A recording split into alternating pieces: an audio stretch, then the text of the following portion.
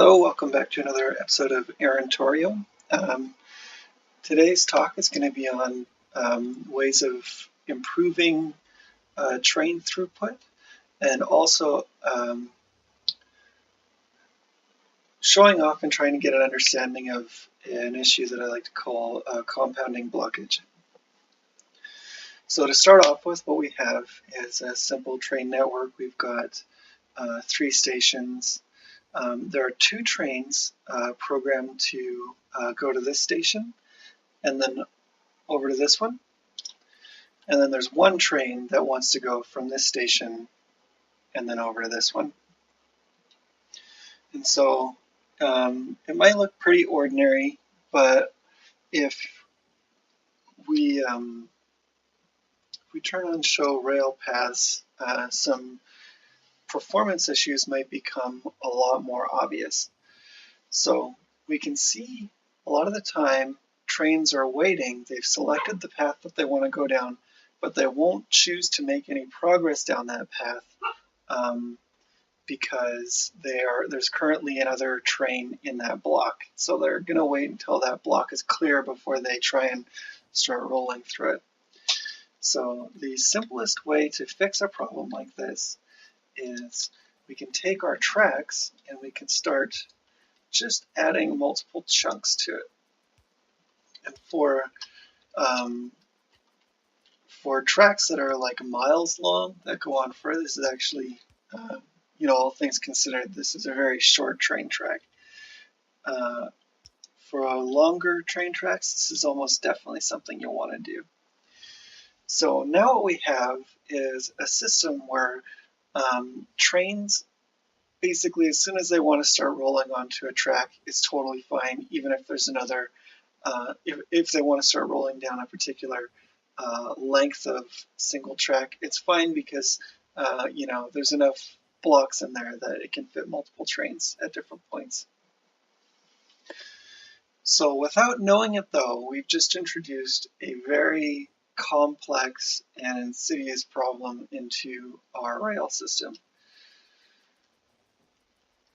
So to describe what this issue is, I need to come over here and I need to actually, probably a better way to go about it is we will take the A station of this one and we'll add in another condition, and that'll be time passed. So we'll wait for 30 seconds. Let's just watch what happens.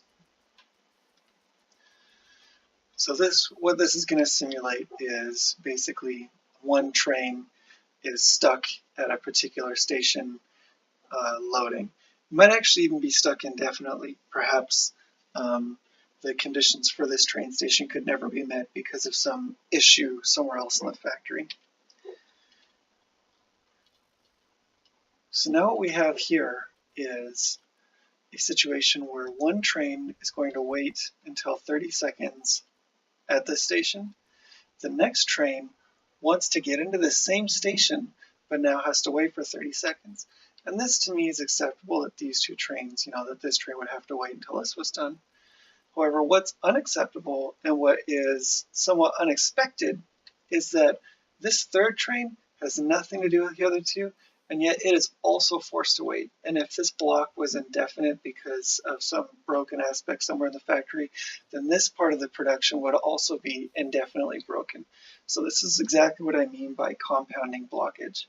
And the solution for it is very simple and very widely known. And it relies on the fact that trains will evaluate all of the paths to their destination and try and figure out one that allows them to make the most progress without having to stop. And so what I mean by that is what we need to do is introduce multiple pathways towards this goal that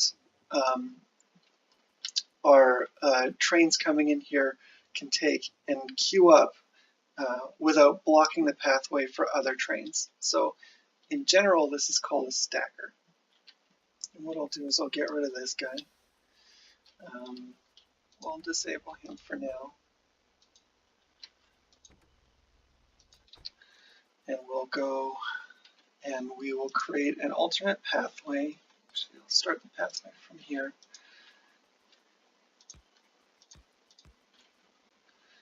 And we'll branch back probably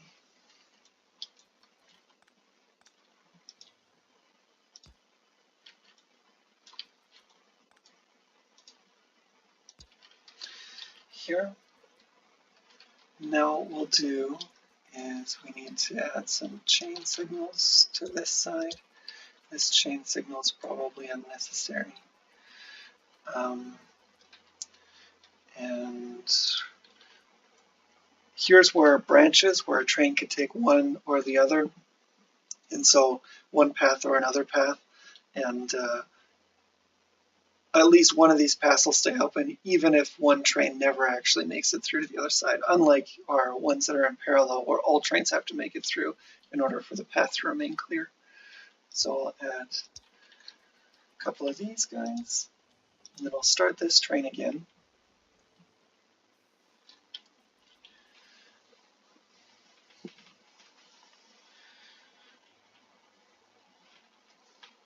And so as our top train comes back through here, we can see that it always has a path open. So in general, what you want to do is think about areas of your factory where, doing this is a good idea. We've got a long line that a bunch of trains are going to want to run down.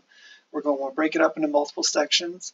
And then at the end of this section, where we hit a bunch of locks, where basically, it's exclusive, only one train can enter. Basically, this long line, we might have a series of trains with a bunch of different purposes coming down it, and they're going to re-enter some other area of the factory. We want to put a stacker here, which is a bunch of train tracks that all branch out from one point and join up from another point, but all have rail signals at the beginning and chain signals at the end. And doing this just ensures that there's always a clear path, and our factory never locks up in ways that are very difficult to understand.